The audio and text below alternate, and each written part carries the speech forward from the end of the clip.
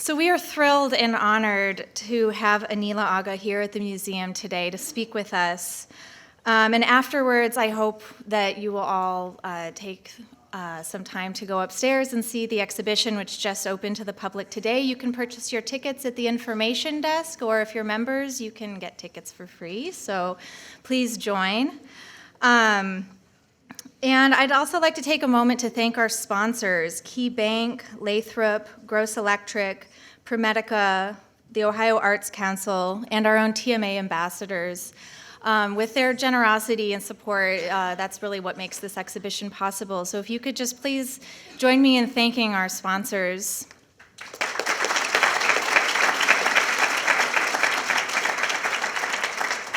And I'd also like to thank all of our members. Please raise your hand if you're a member and you're here today. Give yourselves a round of applause, too. And most of all, I'd like to thank Anila Agha for being here today. Anila was born in Lahore, Pakistan, and emigrated to the United States in her 20s. She received a BFA from the National College of Arts in Lahore and an MFA from the University of North Texas. Agha resides in Indianapolis, serving as an associate professor at the Heron School of Arts and Design at Indiana University. Anila maintains an active cross-disciplinary studio practice today that includes drawing, painting, and embroidery on paper, as well as the design of the large-scale works that are now on view in our galleries. In 2014, she won the People's Choice Award and tied for the juried grand prize at Art Prize, the internationally acclaimed citywide art competition in Grand Rapids, Michigan. And just recently, she received a prestigious Joan Mitchell Foundation Artist Grant. Her work has already been shown in many public institutions, including the Peabody Essex Museum, the Dallas Contemporary Art Museum, and the Cincinnati Art Museum.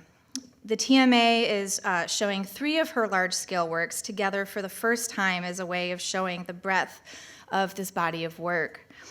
So today she'll be in conversation with our fabulous Senior Curator of Glass and Decorative Arts, Diane Wright. So please join me in welcoming Anila Agha and Diane Wright.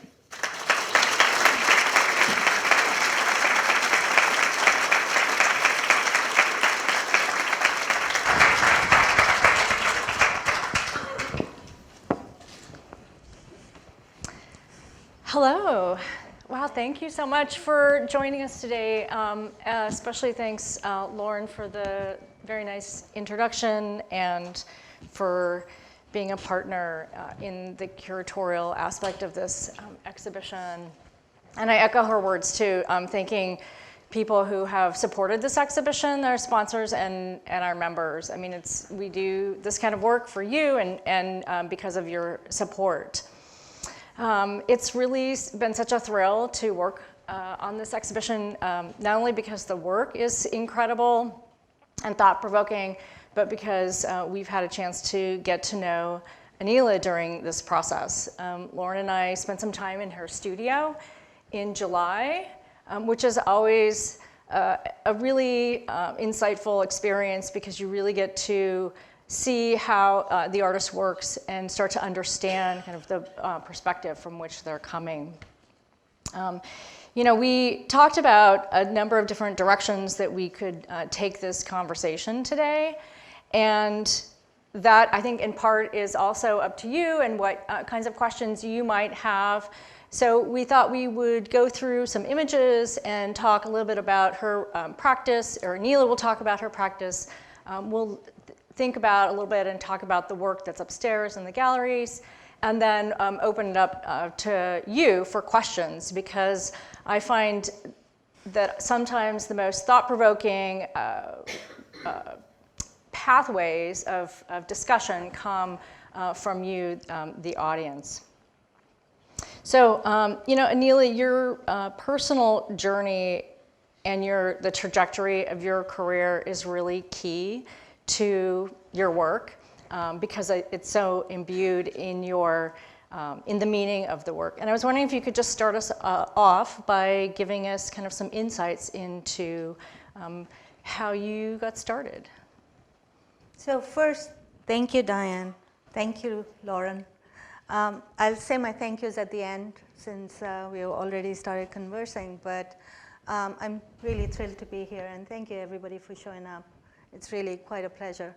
As far as my own journey, I think I wanted to be an artist when I was very young, and only because a professor, a visiting professor, had come to the school that I was going to, and she asked me to do a drawing, or the entire class to do a drawing, and I chose to do this watercolor. And when she looked at it and she compared it to some of the other work that the students were doing, she turned around and said to me, Anila, I think you're going to be an artist. And I'm like, I don't know what that means, but I'm going to be an artist. And so as I went through high school, I remember the latter part of my high school, we could choose our own subjects that we wanted to study, and there was no art program at this high school. But I love to draw, so my professors would let me draw maps in geography, and would grade me on that, as well as I would make in biology I would do the diagrams. And that's how I got through high school, because they were very interested in seeing me draw, alongside of course, doing all the other work, but that was like part of the higher grade. Mm-hmm. And so that's how I started. But the first time and at that time I was living in Lahore, and I found out that there's an art school there. And that was the only art school in the entire country at that time. So it was extremely competitive. And so I decided that I was going to be an artist. So I went there to get myself admitted. And they had a very rigorous program where they test you on 3 or 4 different things, and then they also interview you. And once I'd gotten my admission, I came home and told my mom, and my mom was kind of worried about me because artists make no money, right? And also a female artist interested in making paintings, how's she going to make a life for herself? So she was really concerned. So she made a deal with me, and she said, okay, I'll let you go to art school. My father was actually pretty okay with it. My mom was the one who was having more problems with it. And so she says, if you do textile design, and since Pakistan is a textile producing country, you'll always be assured of a job. And so that's how, so I made the deal. And it could have been the deal with the devil kind of thing, but it wasn't. I just wanted to get in there. And so that's what I did. I did textile arts for my undergrad and textile arts for my graduate studies, and I'm here now. Great. Mm-hmm. So we were talking a little bit today, and have over the course of the last few days as you've been here, about your work in fiber and what we could call the fiber arts, and how you transitioned from working at a very small scale and in 2 dimensions to something that's so large, and room fill, something that fills a room like the works that are hanging upstairs. And today, actually, if you haven't noticed, and kind of want to be a little bit more or beginning to kind of look around a little bit more at fiber. Fiber actually is really having this great moment. It's becoming very kind of popular. Major museum exhibitions. The Pompidou just did a show on Sheila Hicks. The Tate Modern just did a show on Annie Albers. I mean, really big institutions bringing fiber to the forefront. But it hasn't certainly always been that way as you were going through school. Mm-hmm. And so we were talking a little bit about if the fact that working in fiber has kind of, it's been a struggle to kind of make that something that is accepted and something that's kind of shown more, if that has had an effect on the transition from working in embroidery and into your sculpture. And maybe you can just talk a little bit about that transition. So when I came to the United States, but this is also prior to being in the US, even when I was living in Pakistan, having graduated from my textile art degree, I had that inkling that fibers didn't fit on the top of the hierarchy. It was kind of always under.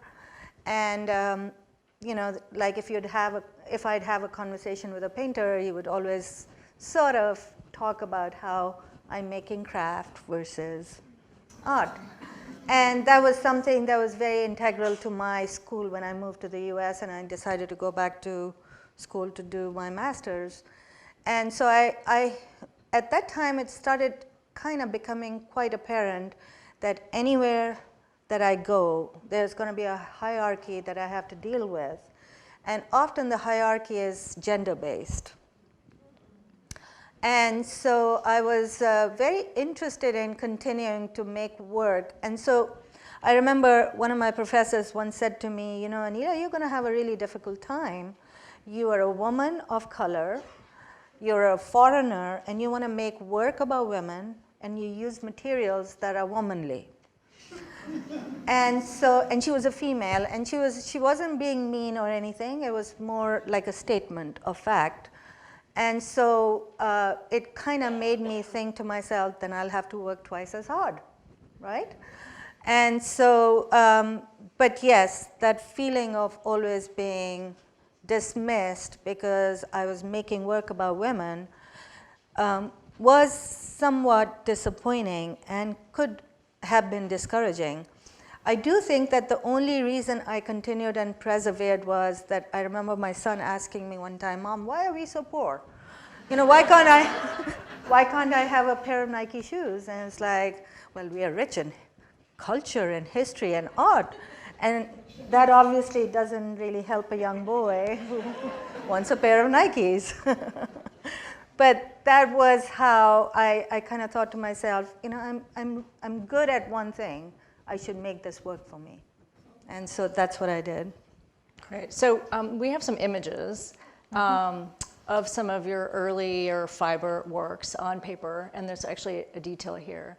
So with this on the screen, perhaps you can start to talk about kind of maybe in a more formal way about how you're approaching this material in terms of you know, kind of the line and the color and thinking about pattern. Well, you know, the first thing that we have to understand, or at least for me, that I had to understand at the time that I was starting out was that, you know, things that are overlapped become sculptural. And when you add perforations to that, then it really becomes like a sculpture. So the drawings that I was making at that time were already sculptural because I was cutting out holes, I was stitching them, and they were all made on paper. And my interest was, at that point in time, my concerns that were kind of smaller. They dealt with a position of a woman, gender-based ideas, ethnic-based ideas. And so I was trying to create work that would somehow elevate the work that I was doing as a woman artist to a higher level to make it more like fine art.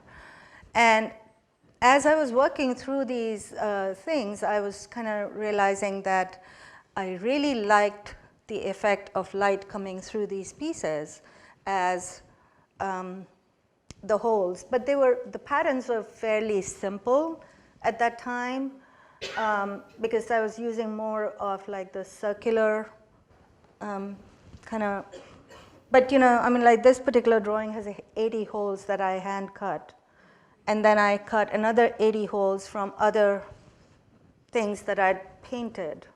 Then I stitched them together by inserting them in. And so imagine how much work that requires as an embroiderer. And so it was like, I was also trying to think of like things that when you do the work so intensely, and so it kind of represents the domestication that women have done over the years.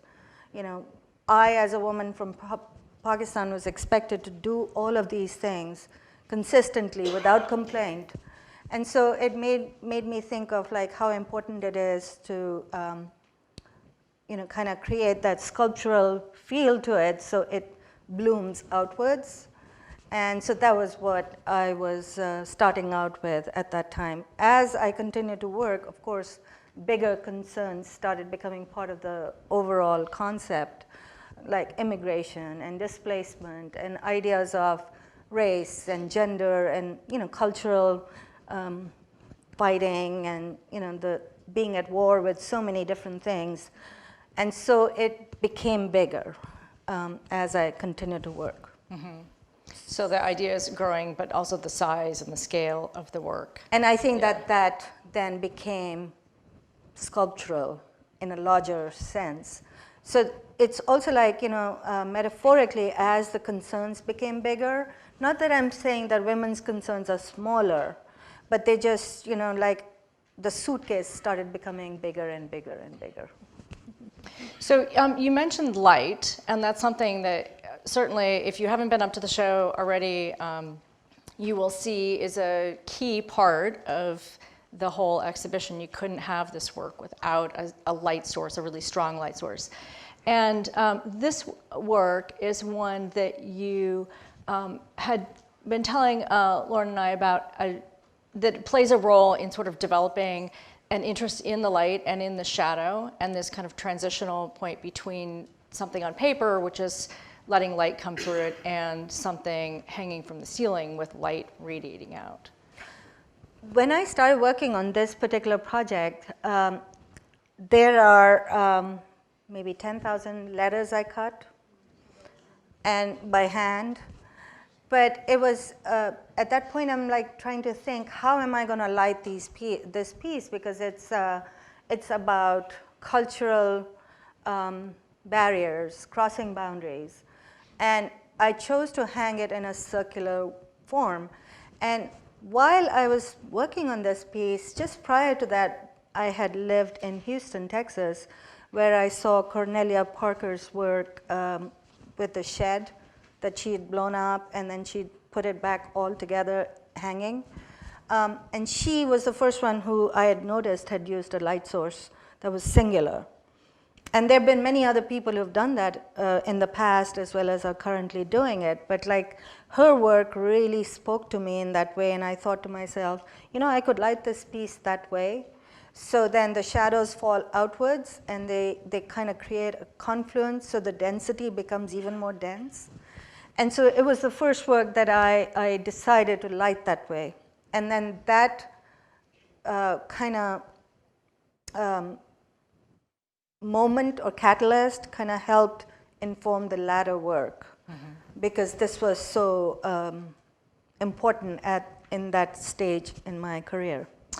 This is actually a detail of this work. Can you just describe the scale of it? I mean, how big is 10,000 letters? Well, I hung it. I've hung it diagonally in a room, but in itself there were like 7 circles. So it was hung in a circle, and then another circle, concentric circles, and they came outwards. So in total, and it was about 15 feet high and about 7 feet wide. And so this piece was also then later installed in a diagonal form. And it covered a gallery that was 30 foot wide. And the idea behind this was really coming from my own personal experience, because I speak 3 languages. I speak English, Urdu, and Hindi.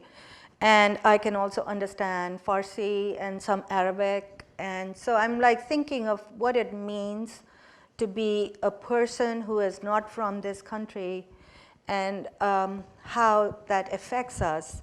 And so I wanted to kind of create a work that would create a barrier, yet be really light and airy.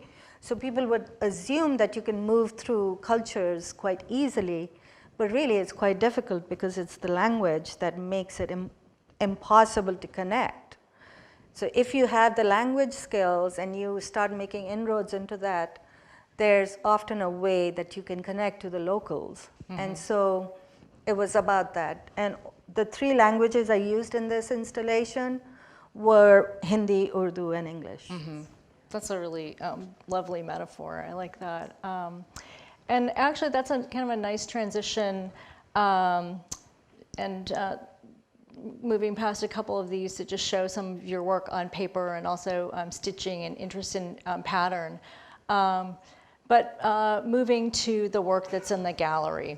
And this is what you see when you come to the first, when you walk into the gallery initially, and thinking about actually using something, whether it be letters or in this case 2 geometric forms, as kind of a metaphor for dissimilar, whether it be people or cultures or genders, kind of coming together in a way that can be harmonious, and being able to access those and experience those in a way together, the same way you might connect with people from a different place and through a different language. So can you just talk about this piece and introduce us to it, and tell us kind of where you're coming from for this? So I was approached by the Jacksonville Museum of Contemporary Art some 2 years ago, asking me to do a site-specific piece for their atrium gallery. And I was starting to think about, I wanted to make something really light and beautiful, because I'd been to the Florida Keys and they were beautiful, and we'd swum amongst the coral, and it was just like a beautiful environment with this soft green and soft blue and pastel colors. And so initially my thought was that I'd make the two sculptures connected but have softer colors in them, like one would be green and one would be peach or something. And as the progression in our politics continued, that was around the time, so I started working on this in 2017, and in 2018, since our President Trump had taken office, things had gotten from, it had become quite obvious that he was deriding immigrants quite openly. And I'm an immigrant, and it made me really upset. It hurt my heart, really, to think how little he thought of people like us, like me. And so the work started becoming darker. As I'm sketching, it's no longer that light green color that I'd seen in the Florida Keys. So both the sculptures were black. And the reason why I chose the tall octahedron as well as the tetrahedron, I wanted to have like this sense of attachment that we have when people like me who self-select to be here, who are probably, the brain drain from our own countries coming here to make a life, to be economically viable, to find safety home. And so my thought was that these two entities are symbiotically attached, and they are casting shadow and light around it. And while all this is going on, I also started thinking about how I wanted to make the environment, the paint color, really charcoal dark, because it gave me a sense of foreboding what was happening around me. I live in Indiana. Indiana is a very conservative state, and so you kind of get that sense of how people are viewing people from the outside. And so that was the reason why I wanted to paint the walls really dark gray, and then when the light and shadow fell on them, it really kind of created a lightness. And the pieces were tall because the space that I had been given was very tall, and a cube wouldn't have fit well in it. And plus I wanted to experiment a little with different shapes, and if you notice, they cast lights on each other and they move. And what the thing that I wanted to also convey was the passage of time. As we become more and more assimilated, then we make contributions to the new land that we have chosen to live in. And it's an important message to think of, that we impact each other. We bring something wonderful, and the country gives us something wonderful. So it was a metaphor for like being attached symbiotically. Mm-hmm. And just to kind of underscore your comment about movement and the passage of time, this work does rotate very, very slowly. So it makes 2 revolutions an hour, right? And so you actually have to stand quite still and observe the wall to notice that, which I think is something that helps us to really actually to just kind of quiet down and be still in an environment where we're so used to kind of movement and constant stimulation, and not really spending as much time noticing and looking and maybe observing and taking things in as we could. You know, in my earlier drawings, I used to make mistakes on purpose and leave them in, wondering if people noticed. You know, it's just like the educator's mind, you know, you kind of think like, how can I make people take a moment and really notice what is going on? And so, yeah, I would purposefully leave mistakes in there. So, and then the title for this work is called The Grays in Between. Mm-hmm. So what does that reference? Well, it's a metaphor for how, you know, often the things that may not be clearly understood may actually be understood. You know, I mean, like it's that moment in between that creates love or friendship or touching somebody's hand. It's not all about facts and figures, but if you look at the facts, you know, actually immigrants bring a lot of wealth to this country as well. I mean, you can look down in California where all these brown people are making, you know, technology happen. So it's like, you know, so it was sort of like this idea of thinking about, you know, how meanings change. It's like the telephone game, you know. As you move around and things change meaning and they become bigger and better or clearer or less clear.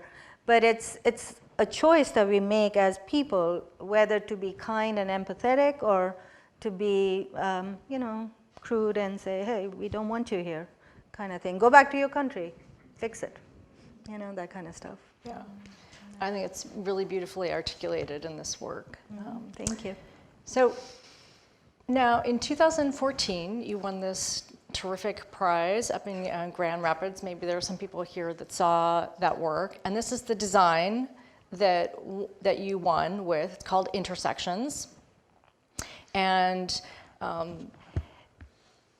that work, you may have seen some other images of this. Actually, the kind of the title image for this exhibition with your name on it and everything doesn't have this red in the background, it has a gray because that's another installation, and this one that you see behind us now is actually from our installation upstairs. So it has been shown other places, and this is the first time that you're showing it in a room that has this wonderful red as a background. And when I think about this work and I go in this room, I think a lot about the color that you've chosen, and certainly the detail of the pattern, which is particularly ornate in this gallery. And what those two things, kind of the color and the pattern and the kind of resulting shadows kind of mean, and how they draw us into the work. So, you know, the thing that I often think about is how to make work that has complexity to it. So if you essentially look at the sculpture itself, it's got pattern and it's in a cube form. So how does one convey the complexity that is within this piece? This piece is about other worlds. It's coming from a place that many people in this country may not be familiar with unless they've traveled to the Middle East or South Asia. And so my thought was, over the years since I did the Grand Rapids Art Prize thing and then after, that there are many, many people who are interested in showing this flagship piece that I have. And I'm happy to loan it out, but I want to continue to make it seem like it's renewed every time. And so it occurred to me that, you know, as I was growing up in Pakistan, I loved those, you know, visiting these historical monuments that were often mausoleum, you know, where old kings had been buried. And there's this thing that they do in South Asia where they carve out pattern, floral and geometric pattern into the marble, and then in ancient times they would fill it up with semi-precious stones and tile work. And so this white marble has this beautiful pattern that's colorful in it. And so I decided to draw the color out of that and put it in the environments as well. But also, women in Pakistan traditionally wear red for their wedding. And so that was another thing that was like occurred to me to kind of combine and marry the two ideas together. And then this particular work, to start with, was already so layered because it's a cube.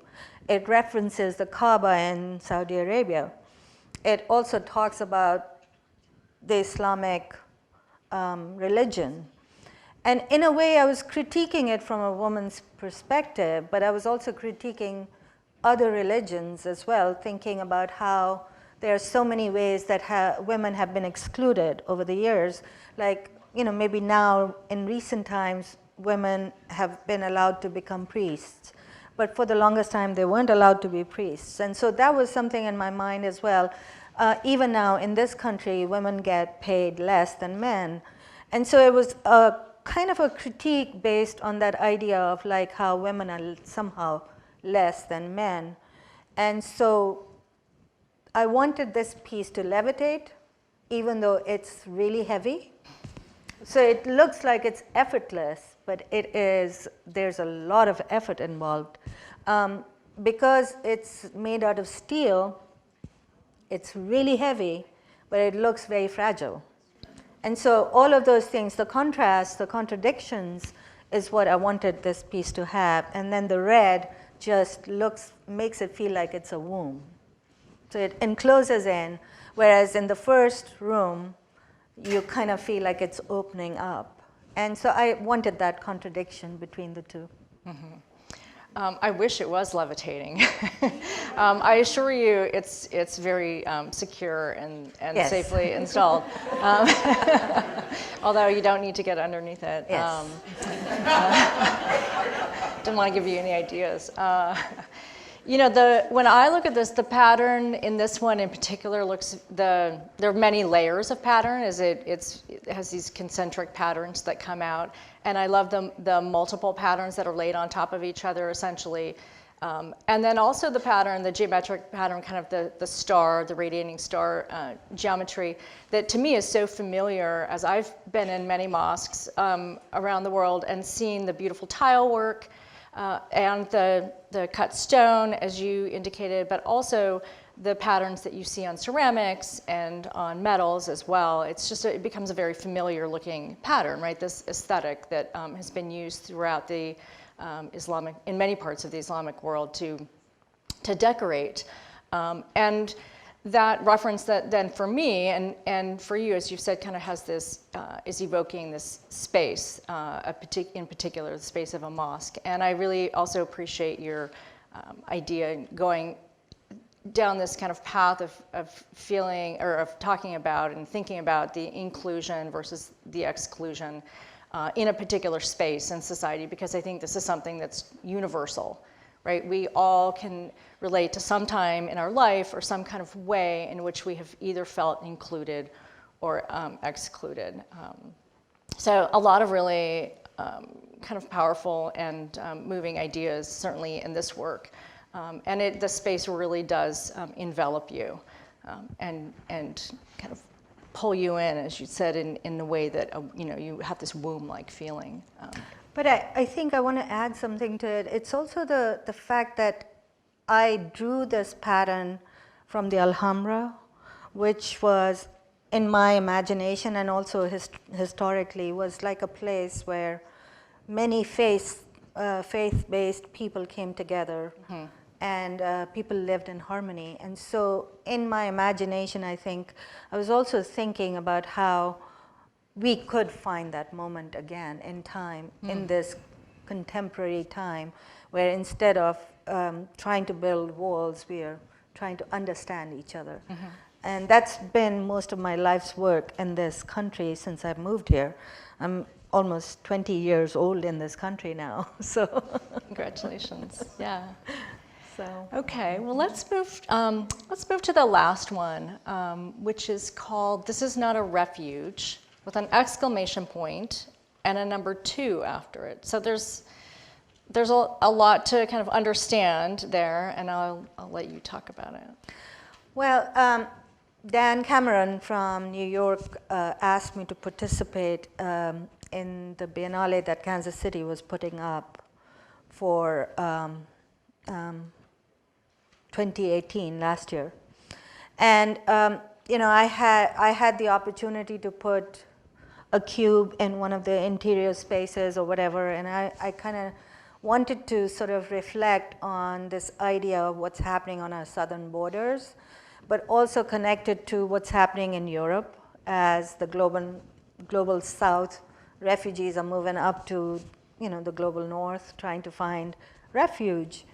And then as I was doing my research and reading a lot, I started noticing how we are taking children away from families on our southern borders and putting them in separate holding spaces where they're not really allowed to intermingle with their families. And it's really kind of not a thing that I'd ever thought about the United States as doing. And I choose to live here, but I also feel that because I love this country, I can critique it. And I don't think that I want my tax dollars going towards that kind of an attitude where you're putting children away from their families or refusing refugees. And so this work was born out of that need to protest. But then I also thought about, like, if I make a beautiful house, what does that mean? That just means that it's a beautiful house. It has to be a mirage. It has to reflect what America's reputation is getting tarnished. Because when I moved here, I looked at the US as a beacon of hope. And so this was that commentary that we are, this is a mirage, this idea of home and safety. And so people fleeing from wars that may have been fiddled by the United States or the CIA in some form or fashion, and may have started the wars back in their home countries in the South. So it kind of makes me think of, like, this particular object, this sculpture doesn't really have safety in it because it's perforated. And so if this were placed outside in the elements, the people who may live in there may have rain and sun and heat kind of destroy them, but also because of the strong light being in there, the thought that interrogation or no privacy. So you're kind of living your life out in the open. And then also the fact that for this second piece, I wanted to kind of see how 2 light bulbs will do the thing that a single light bulb earlier this year had done. And it occurred to me that I would want to connect it to the idea of water. Mm-hmm. And so when you walk in there, so this particular image is from when it was installed at Tally Dunn Art Gallery in Dallas. Now if you go up, there are 2 light bulbs in there, so it makes it look like you're underwater. At least I feel like that. It doubles the shadow. Yes. Yeah. And so it's got a dominant shadow and a smaller shadow.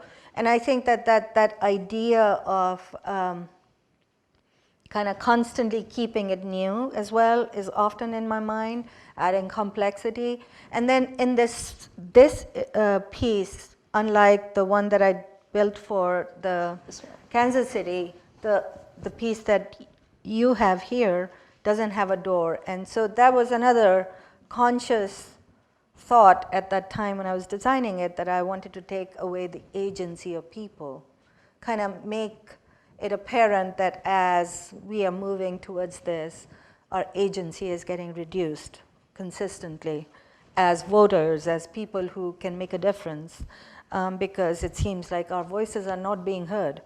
And so I wanted to do it in a metaphorical way, this project. Mm-hmm. It's interesting to not only see the evolution of the piece with the door and without it, but then also to see the experience of having it outside, what it looks like, and then having it in a gallery where you can play with the light and do something with the shadow. Well, both pieces were inspired by the book rests that my mom used to read her Quran on. Mm-hmm. And in Pakistan, people would sit on the floor on their prayer mat, and so my mom would sit there and she would read. And so I remember the swirling pattern on it. And that was what made me think of like the cyclones that go around, like the hurricane. And I wanted to kind of convey that idea of how time is passing, but we are sort of like, and it's getting more and more difficult, more and more complex, and how we deal with cultures, across. And so that was also one of the reasons why the designs are in that swoosh kind of. More of a floral is kind of undulating and spinning around. Yeah. Well, thinking of time, I could sit here and listen to you all day and appreciate kind of the multiple layers that you address and speak to in your work. And I would like actually to see if there are some questions in the audience that perhaps would draw us in a different direction, or maybe just you could expand on some of the ideas that you've already brought up. We have a couple of mics that are out that we can bring to you. So would just ask you to use the mic, because then everybody can hear the question that you have. So if you want to raise your hand, if you have a question. Straight back, in the back. I'm coming to you.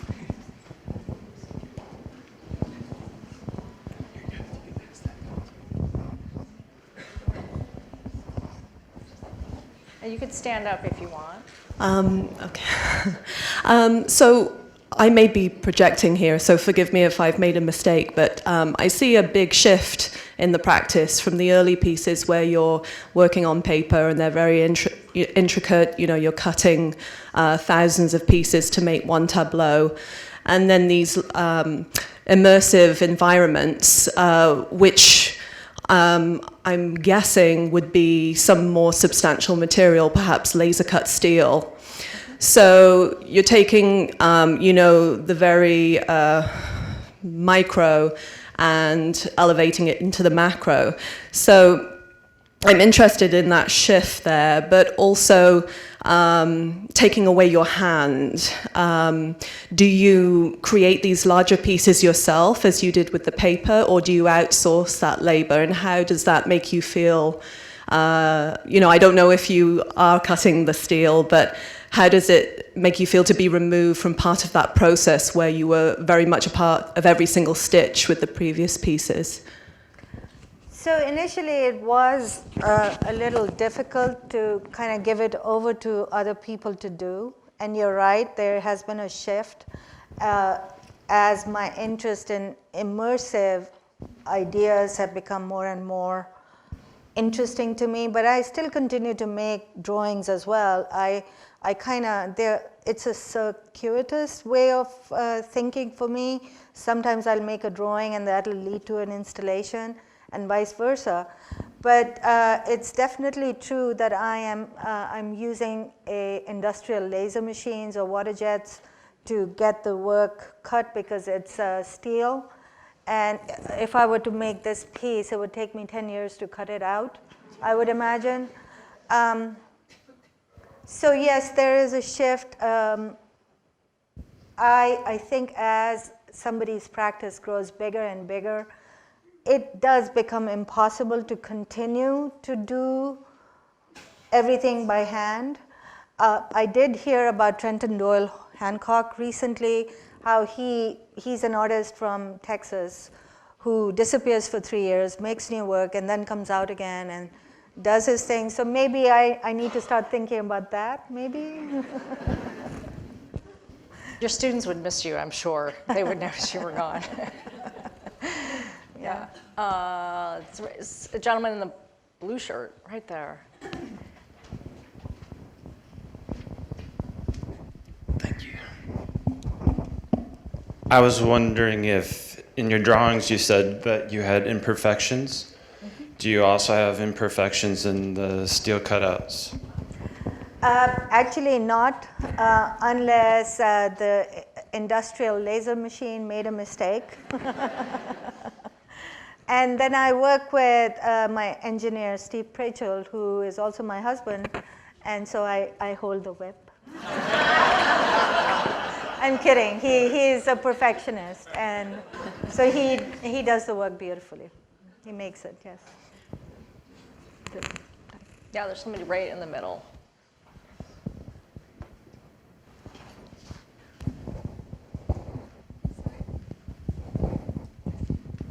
Thank you. You talk a lot about women, and you're also an artist. I have a question, being a woman and an artist too. How can women support each other, and how can artists support each other so that we are growing towards something together instead of individually supporting our own egos? Well, that's a really good question. It also can be a very difficult question to answer, I think, because this country was built on individuality, and so it's hard to sort of like create a community-based environment that is so natural sometimes in the East, like in Japan or in the Eastern countries. But I try to elevate my colleagues and people that I know whose work is really good. And if they are women or men, I try to promote them as much as I can. When I get curators to come and visit me during my studio visits in Indianapolis, I often give them a list of names that they can also explore other than just myself. As a woman growing into being a professional artist, it was really hard because often people would ask how I got a show, because there was always this thought that a man should get that show rather than you. So I try not to let that affect me, and I try very hard to promote other people. I also found out about Sol LeWitt at some point because I was doing a show with Kim Davenport at the Rice Gallery, and she had worked in Sol LeWitt's personal studio, in his painting studio. And so she told me one time that he was such a nice man. He would send to curators other people's artworks so that he could encourage them to buy other people's work. And so I have decided to model myself on him, because I feel like that is something that we can do for women, especially people of minority backgrounds as well, maybe gender backgrounds as well. So I'm happy to help when I can, if I have any power in that area. And then we just talk about it. I think that it's really important to share that we don't look like a basket of crabs where everybody's pulling each other down, but we are like this open ocean where people come up and come up for air. So I think that that's what I'd like to be remembered as, and I try my best to do that. Thanks. Yes, right here.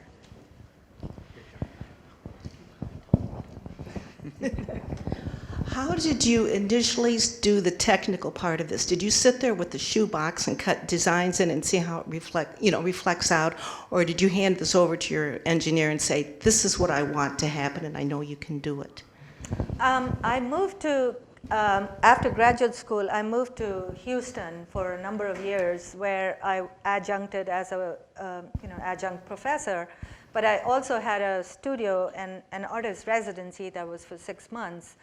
And one of the requirements that they had was that they would have a gala, and they would give us something to do that we would contribute to the gala. And so they gave us these square boxes, and I chose to cut it all out and by hand. And so that was the first time I tried that. And they put in a little candle in it, so it didn't work very well. But then later on, as I was thinking of, after my visit to Spain, I came back and I started hand cutting lots of drawings. And I would, I have a lot of light in my studio above me in different, bulbs and all. So I was testing the shadows and how they behave. And so my initial idea with the intersection piece that was in the red room was that I wanted to make a canopy above my head because it made me think of home. And I wanted it to be in 3 tiers. And as we were working on it, my engineer had already done some tests and things like that, and the light wasn't working very well. And here we are talking on the balcony of my house and like having this really intense discussion. And so I turn around to him and I say, well, let's put a cube instead. Because you keep you're bringing up these things that are difficult. So let's make it into a cube and then put a single light source in it. And then it'll work. And he stopped dead in his tracks and he said, yeah, that's going to work. Then he asked me to do a sketch, and I did like a 2-point perspective drawing of a cube, and that's where we started from. So maybe I can just add to that something that you wouldn't necessarily be familiar with, which is the one that was made for the Grand Rapids exhibition was really, would you call it a prototype for these? And it was made of wood. Yes. And glued together. Yes. So it doesn't, it's not as, it's still quite fragile. And so since you can see this kind of evolution from drawing to small scale to large scale wood prototype to the metal today. Yeah.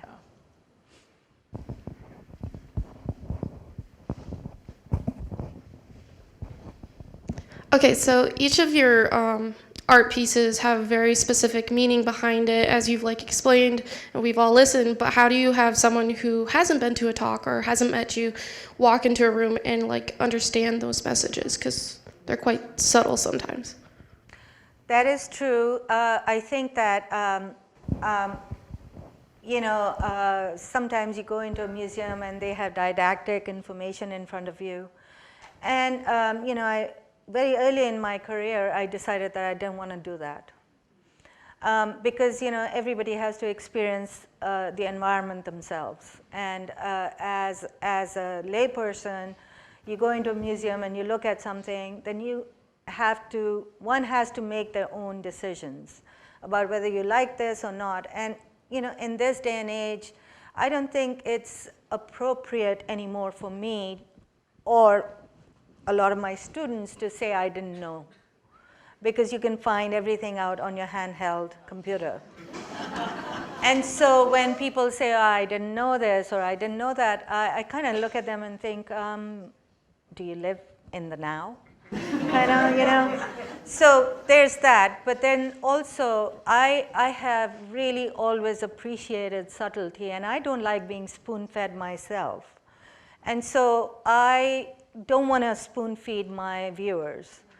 I make work and then I let it out in the real world, and then people like you can make decisions on what you take from it. It's often interesting to hear personal experiences because they can be so different from my own. And I think that that's what makes life so interesting, because nobody's singular vision can be for everybody. And so I appreciate that, but if you want to know what I thought when I was making it, you can always find out. But if you're interested in feeling and looking at artwork that you just want to go in blind, that's also good, because you look through your own experiences at art and make your own decisions. Okay, in the very back, I see somebody.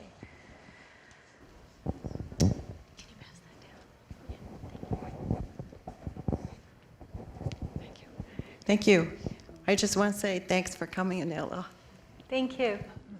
My question is, I understand with this particular picture that's being shown that there are voices projected. Mm-hmm. Can you share more about those? Yes. In my initial idea when I was making the first, this is not a refuge sculpture for Kansas City, I wanted to add an audio to it, and the budget was not allowing it to happen. So I continued to think about it, and when Diane and Lauren approached me, I was so grateful to them. They said, we'll let you do it. So it was great, and my associate Harrison Edwards, with my direction, designed the whole project. And so if you go in and you sit and listen to it, it is actually quite poignant because it's talking to people who have almost all of them come from different parts of the world, and they are talking about their experiences. And it's kind of set in certain categories in a way. I mean, it's all seamless, but it sort of talks about the initial moments, the middle moments, and then some hopeful moments at the end.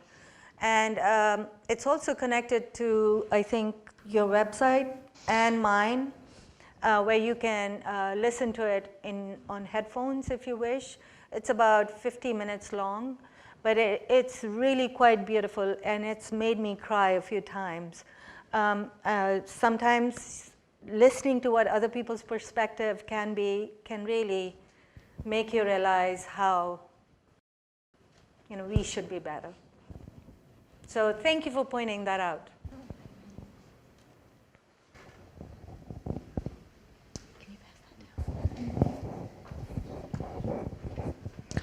Hello. I would like as well to say thank you for being here. I find your talk enjoyable and inspirational. Thank you. In your conversation, you identified yourself as a wife, a mother, and an artist. I would be interested in knowing more about your family. I'm sure you're proud of all three of those things. And specifically, I was wondering if your son ever got himself a nice pair of Nikes. Pair of what? A pair of Nikes. Did he ever get the Nikes? Yes, he did. Eventually, he did. Yes, I'm very proud of my family. My son lives in Dallas, where we really started out from, and with his wife, and he's doing well. He's studying to be a lawyer, hopefully. He may get sidetracked on the way. He wanted to be a rap star, and he wrote a lot of poetry for a long time, and I think he kind of identified with the African-American population quite a bit because he was dark, and he was targeted really quite badly in school when he was growing up. And so for him, that was his way of writing poetry. And then he suddenly got this in his head that he wants to make money, and so now he's on that route. So we shall see. And then I'm very proud of my husband, who is Steve, who helps me build these sculptures, and he is really a thoughtful and kind man, and I love him to death. And then I'm also friends with my ex-husband, who lives in New York, and we parent our child together. And my family back home in Pakistan is very important to me as well. I visit every few years when I can afford it, time-wise now. More it was before it was economically difficult. And I'm just happy to be here and making work and being able to voice what concerns me. And I'm very grateful. Thank you so much. Well, I think that's a great note to end on, and perhaps I can just finish by saying, again, thank you so much. It's been wonderful to have so many insights into the work, into your experiences, and to have people be able to ask questions. And also, we're thrilled to have the work here in the museum, and it will be up through February 9th. So thank you for coming, and thanks, Anila. Thank you so much.